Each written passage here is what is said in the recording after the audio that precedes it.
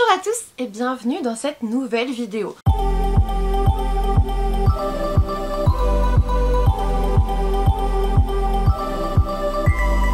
Aujourd'hui, je vais vous présenter tout ça. Oh là mon dieu, j'ai failli tout faire tomber. Aujourd'hui, nous sommes dans le book haul du mois de mars avec la petite Luna. Comme d'habitude, qui vient foutre sa zone. Ce mois-ci fut globalement catastrophique pour ma pile à lire, pour ma pioche à lire, pour ma montagne à lire, comme j'ai l'habitude de le dire. C'était un peu compliqué. Je vais pas vous le cacher. On est à plus 34, 36, un truc comme ça. Tu vois, je suis pas sûre. J'ai quand même reçu pas mal de graphiques en service presse. J'en ai lu certains reçus ce mois-ci, vous allez voir. J'ai fait des efforts de ce côté-là. On commence tout de suite, sinon on va y passer l'année. Il s'agit de ma lecture en cours et clairement il me reste 50 pages donc je le termine aujourd'hui. J'ai reçu ce mois-ci, enfin en tout cas en mars, Au bout du rêve de Farah Rochon aux éditions Hachette Heroes. C'est la première box que j'ai reçue comme ambassadrice d'Hachette Heroes. Vous l'avez peut-être vu sur Instagram ou sur TikTok, j'avais posté l'unboxing. C'est arrivé dans une petite box avec un poster, avec le marque-page, bref. Il est très très chouette et au niveau de la qualité, j'aime énormément cette histoire. Pour le coup, c'est clairement ce roman qui m'a fait plus apprécier La Princesse et la Grenouille. J'aimais bien La Princesse et la Grenouille, mais je trouve Tiana globalement exaspérante dans le film. Je sais pas vous, peut-être qu'on n'a pas du tout le même avis, mais je la trouvais un peu relou, voilà.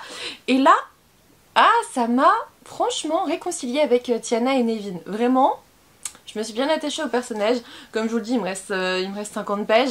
En plus, on voit les personnages qui retombent amoureux et ça c'est beau. Ça c'est vraiment bien. Bref, je vous le conseille. Franchement, si vous n'avez pas, même si vous n'avez pas plus aimé que ça La Princesse et la Grenouille, franchement il se fait tout seul et il vous réconcilie globalement avec cette histoire. Ensuite, des éditions Inceptio, j'ai reçu Écarlate sous la cendre d'Elisabeth Kochava, donc aux éditions Inceptio, j'allais me répéter. On vous dit qu'on est sous les étoiles d'Eleadora et du coup, on vous dit, sous les étoiles d'Eleadora, continent régi par 5 dieux, chaque foyer doit envoyer ses enfants au camp de formation. Kira, jeune elfe au tempérament volcanique, se prépare à suivre la voie des combattants. Moi, ce qui m'a attiré dans ce roman, c'est qu'on suit une elfe, et je crois n'avoir jamais lu de roman de fantasy où on suit une elfe. Mais en tout cas, souvent c'est un personnage annexe aux sorciers, etc. Et du coup, je trouve ça très intéressant. Et de ce que j'ai compris, il y a plein de créatures qu'on n'a pas forcément l'habitude de voir dans un roman de fantasy, donc j'ai très hâte de le découvrir. Ensuite, j'ai reçu une bricasse qui est assez conséquente. Globalement, s'il y a un cambrioleur, je peux l'attaquer avec. Ça sera toujours mieux qu'avec une fourchette pendant un live. Je ne raconterai pas cette histoire, mais globalement, j'ai reçu La famille Anne de Min Jin Lee aux éditions Charleston. Regardez-moi ce pavé. Il fait 800 pages, 700 pages, je sais même pas sincèrement. 825 pages et c'est le premier roman de l'autrice de Pachinko. On est avec Casey Han qui est fille aînée d'immigrés coréens et qui a été élevée dans le Queens dans le respect des traditions et des valeurs de ses parents. Ils ont travaillé dur toute leur vie pour assurer à leur enfant un bel avenir, mais à 22 ans, Casey, tout juste diplômée de Princeton, n'a aucune véritable ambition professionnelle et ne rêve que d'une chose, faire partie de la haute société new-yorkaise. Moi c'était vraiment ce côté immigré coréen aux États-Unis et aussi ce désir d'intégrer la haute société new-yorkaise qui m'a attirée dans ce roman. 800 pages, j'avoue que ça me freine un petit peu, mais ça ne m'empêchera pas de le découvrir. Voilà. Ensuite, je vous l'ai dit, j'ai reçu des mangas, des éditions Pika, j'ai reçu Komi cherche ses mots, le tome 6 de Tomohito Oda, et je pourrai bientôt vous parler de cette saga, j'ai hâte. Et puis, j'ai aussi reçu À quoi tu joues Ayumu de Soichiro Yamamoto, aux éditions Nobinobi, pour le coup, c'est le tome 4, là aussi, je ne tarderai pas à vous en parler en point lecture. Ensuite, je vous avoue, c'est pas dans l'ordre des réceptions, à la fin du mois de mars, j'ai reçu ma deuxième box des éditions Hachette Heroes et du coup j'ai reçu Vilaine qui est super beau, regardez-moi ça. On suit Javotte et Anastasie, je pense que vous l'aviez compris, c'est de Robin Benway, donc aux éditions Hachette Heroes. On vous dit que c'est la première, enfin c'est le premier tome de la nouvelle collection Dark Ascension et là ce qu'on vous dit, alors... Deux sœurs, une seule chance d'accéder au trône. S'il y a bien une chose dont Javotte et Anastasie sont certaines, c'est qu'elles ne finiront jamais comme leur mère. La dame de Tremaine, qu'elles connaissent, est une matriarche emplie de cruauté et rongée par l'amertume. Décidément, j'ai du mal à parler. Les deux sœurs, elles, se sont promis en elles et entre elles... Non, se sont promis en elles et entre elles d'être différentes. Elles verront le monde, trouveront l'amour et ne laisseront jamais leur cœur se changer en pierre. Mue par une rivalité attisée par Madame de Tremen, Javotte et Anastasie dansent malgré elle une valse complexe sur une partition tumultueuse. Durant les semaines qui précèdent les festivités royales, leur unique chance d'impressionner le prince et de se montrer à la hauteur des attentes maternelles, les deux sœurs goûtent à une vie sous l'emprise de Madame de Tremen. Javotte se prend de passion pour la science, tandis qu'Anastasie se jette dans une histoire d'amour secret.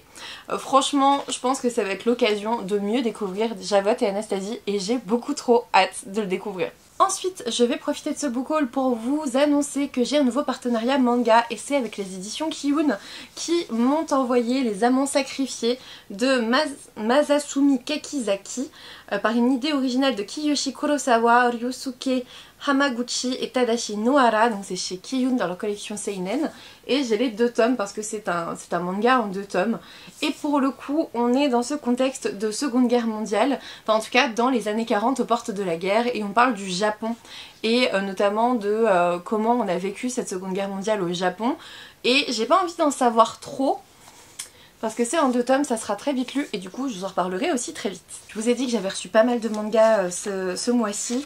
J'ai reçu Reign of the Seven Spell Blades de Sakae Esuno, Bokuto Uno et Ruriya Miyuki aux éditions Pika. Ici ce qui m'a attiré c'est qu'on vous dit qu'on est au cœur d'une académie de magie aux 1000 dangers. La quête des Spellblades légendaires commence. Écoutez, on verra bien. Je ne le commencerai pas au premier tome. Je vais attendre qu'il y en ait au moins 2 ou 3, mais j'ai hâte. Et puis j'ai aussi reçu Orimiya tome 9 de Hiro et Daisuke Hagiwara, j'adore cette saga, je vous en ai déjà parlé, j'aime beaucoup, j'ai hâte de la continuer. Et puis ils sont lus et adorés, j'ai reçu aussi Saison maudite, les tomes 1 et 2 de Asuka Konichi aux éditions Pika. On est dans la thématique du deuil d'une petite sœur, c'est-à-dire qu'on suit on suit Natsumi qui est la grande sœur de Haru.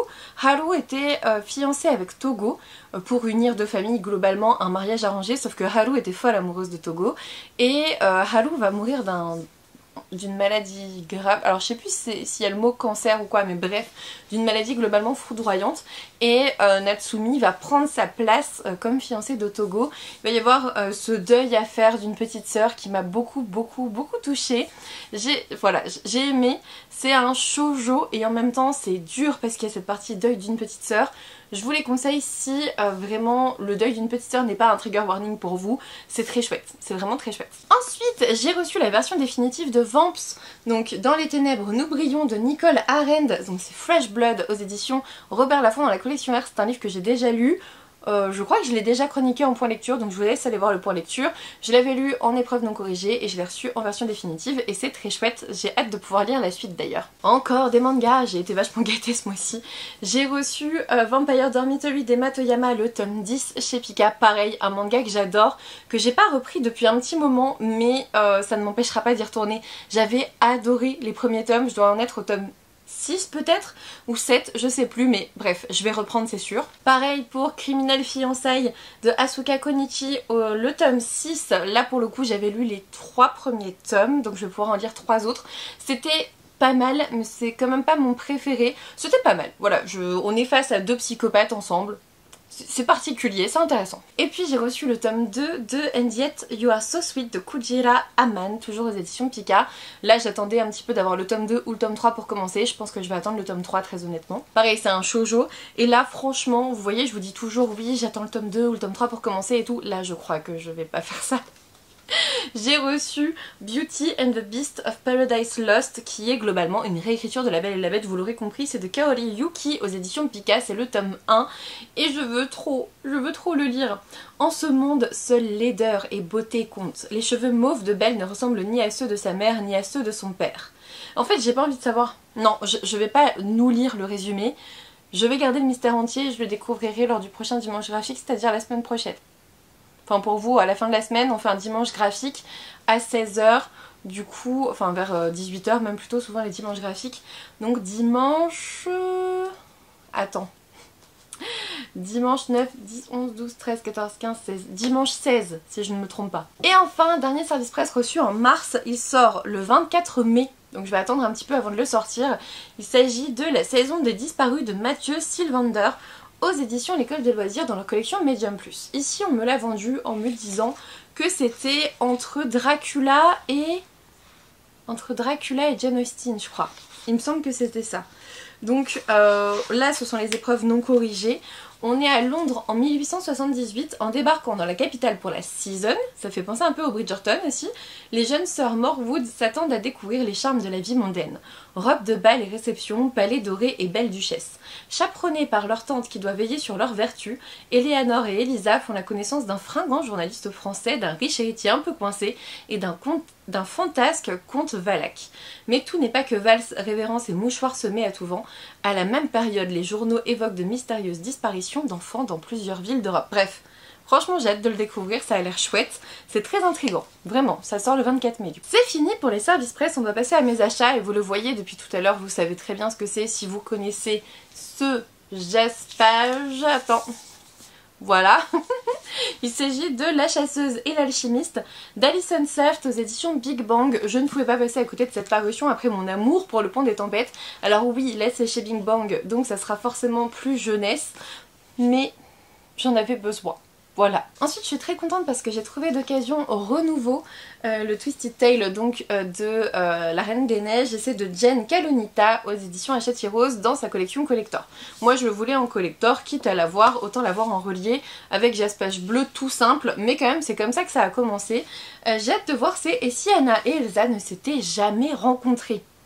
Il va y avoir une histoire de sœurs là-dedans, j'aime beaucoup. Ensuite, décidément, j'ai un petit peu craqué pour du relié, mais là c'est de l'auto-édité. J'ai acheté La Rose de Ronces et de Fer de Marine Stengel, qui est l'autrice de Sistra chez Plume Blanche. On vous dit, je m'appelais Jane, désormais je suis Levana. Je n'avais que 13 ans lorsqu'il, avec un I majuscule, m'a acheté, moi, une rose. Mon seigneur m'a modelé, entraîné et forcé à commettre des actes abominables. Des crimes. La Jane du passé n'est plus, il m'a changé entièrement. Bref, ça fait un peu syndrome de Stockholm, on verra bien ce que ça donne, franchement j'en sais rien. Mais il était trop beau pour que je ne craque pas, et en plus c'est de l'auto-édition donc... Voilà. Ensuite, aussitôt acheté, aussitôt lu, j'ai acheté La fille du roi pirate de Trisha Levenseller aux éditions Stardust ce mois-ci. Je l'ai lu, j'ai beaucoup aimé, je vous en parle déjà en point lecture, je vous laisse aller voir. Idem pour Light Lark de Alex Astor que j'ai acheté en version brochée et vous verrez bientôt, je me suis pris en fait les deux versions. C'est aux éditions Lumen, je viens de le finir donc vous l'aurez dans un prochain update lecture, mais sachez que j'ai beaucoup aimé aussi cette lecture. Ensuite, j'ai reçu une participation Ulule il me semble. Il s'agit de Zodiac's Witch, le tome 1, L'éveil de Chloé Bennett et Cornelia Lionel aux éditions Octokill. Donc ici, regardez ce monsieur aux cornes. Que se passe-t-il? On vous dit, Liam menait une existence des plus paisibles dans sa famille de bikers avant d'être plongé malgré elle dans le monde des sorciers. Invoquant par mégarde un imposant démon aussi grincheux qu'éblouissant, elle se retrouve à intégrer le conservatoire, école de magie aussi réputée que dangereuse. Bref, franchement il me faisait trop envie donc je suis très contente. On verra bien ce que ça donne, j'ai pas encore lu de roman de la maison d'édition Octokill, mais écoutez, je suis très curieuse. Je ne pouvais évidemment pas passer à côté de cette sortie, je me suis pris The Gilded Cage de Lynette Noni, donc La Princesse Rebelle, c'est The Prison Healer tome 2, c'est chez Hachette, j'avais eu un coup de cœur pour The Prison Healer, j'étais obligée, bien évidemment, de m'acheter le tome 2. C'était sûr, c'était sûr. Ensuite, j'ai aussi craqué pour La Malédiction de Venise de Megan Chance aux éditions Faubourg Marigny. Ici, à la base, je comptais pas craquer parce que Venise, j'en ai lu pas mal qui se passe là-bas et franchement, j'en avais un peu ma claque. Mais d'un seul coup, j'ai lu le résumé. On est à Venise en novembre 1884 et on vous dit Elena Spira arrive au cœur de la ville, elle ne sait pas vraiment ce qui l'attend. Infirmière aux États-Unis au sein de l'asile dirigé par son père, elle a commis une erreur qui a menacé de ruiner sa famille. Et bref, on va être entre historique et santé mentale, je crois, ou paranormal, j'en sais rien. Mais on vous dit le palais qui l'accueille, Ca Basilio, ne correspond en rien à l'idée qu'elle se faisait d'un palazzo vénitien. Le bâtiment est en ruine et menace de s'écrouler à tout moment. Les pièces auparavant somptueuses semblent renfermer de lourds secrets. Et en gros, son patient se met à avoir des hallucinations qui le rendent violent et imprévisible. Ah, c'était forcément pour moi. Ensuite, pareil, je crois que c'est une participation Ulule. J'ai reçu Apostasie, donc l'intégrale de Vincent Tassi aux éditions du Chat Noir. Regardez-moi cette petite beauté.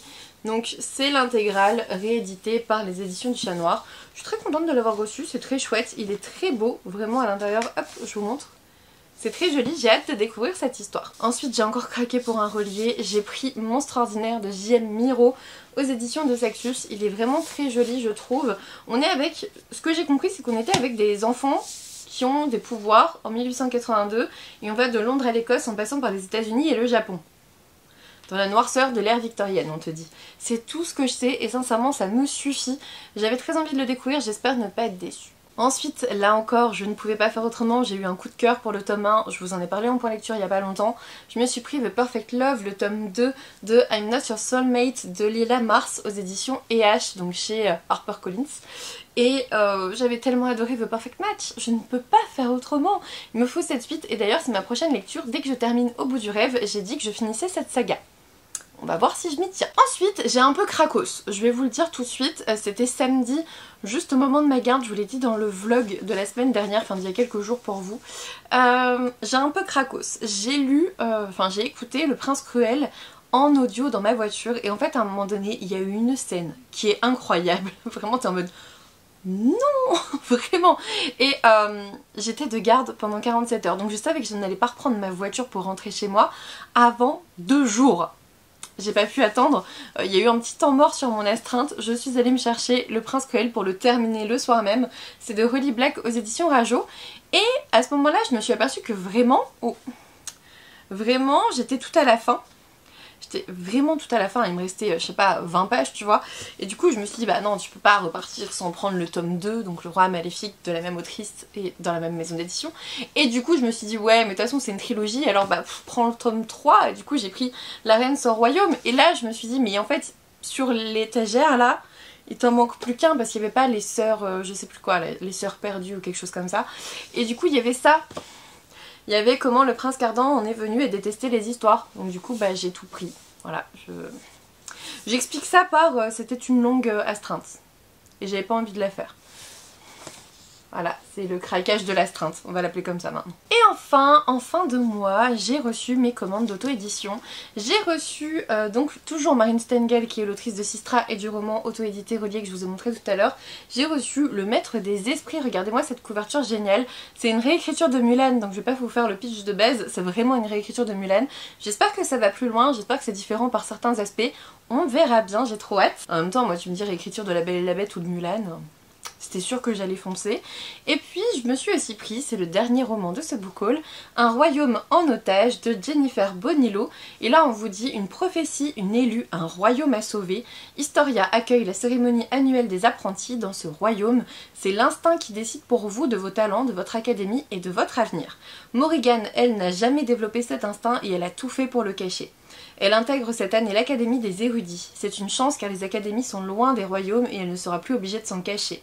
Alors qu'elle cherche à en savoir davantage sur Historia, elle dévoile ses pouvoirs et devient la cible numéro 1 des 7 royaumes. Nous verrons bien ce que ça donne, franchement j'en ai aucune idée. Je l'ai vu passer nulle part, mais j'avais bien envie de le tenter. C'est terminé pour ce book haul, un peu trop grand. Je pense qu'avril sera beaucoup moins grand. J'espère pour ma pile à lire, parce qu'à un moment donné il va falloir que je mette des sur-Billy en fait. Vous savez le truc qui se met au-dessus des bibliothèques, et je pense que franchement, vous pouvez pas voir, mais je pense que ça passe. Je pense que je vais faire ça parce que à un moment donné j'aurai plus de place, mais en tout cas je suis très contente parce qu'il y a beaucoup de livres qui me font encore extrêmement envie, même si je les ai achetés il y a plus d'un mois, donc ça c'est cool parce que des fois ça passe vite, et il y en a que j'ai déjà lu ou que j'ai quasiment terminé. Il y en a au moins 3 ou 4 pour lesquels je vous ai dit ah je l'ai déjà lu. Ça c'est bien maintenant, ça c'est bien, je commence à faire les choses proprement. On verra bien ce que ça donne, j'ai trop hâte de les lire. N'hésitez pas à me dire ce que vous avez pensé de cette vidéo, s'il y a des livres que vous avez lus, que je devrais sortir un peu plus vite de ma palle, n'hésitez pas à me le dire en commentaire. Un petit pouce bleu, un abonnement si ce n'est toujours pas fait, et puis moi je vous dis à bientôt pour une nouvelle vidéo.